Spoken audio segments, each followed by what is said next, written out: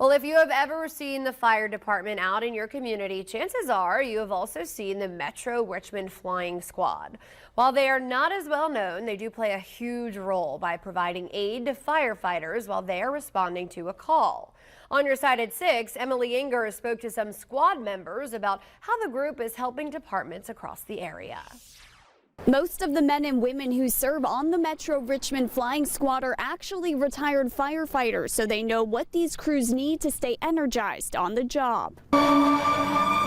When first responders rush out the door to respond to a call, most of the time the Metro Richmond Flying Squad will be quick to follow. So when they get to what is called a working fire is declared, or a upgrade structure fire, meaning that the fire is a little bit, abnormal, a little bit bigger than regular, and that the crews are going to be there for a long amount of time, they will dispatch us. Their motto is everyone goes home, and that's what the squad's 30 to 40 volunteers make sure of every time they're put into service. Get up at 2 in the morning in 19-degree weather, or they get up at 2 in the morning when it's 88 degrees outside, and we respond to these calls. They operate 3 rehab units. One of them is a donated bus that was revamped, serving Henrico, Hanover, Goochland, and Richmond. Peanuts, chews, fruit. Each of those rehab units is filled with food, medicine, and supplies to help give first responders the strength they need at a scene. The big thing is that might be their first fire of the day, or it might be their 5th, because they're still on a 24-hour shift.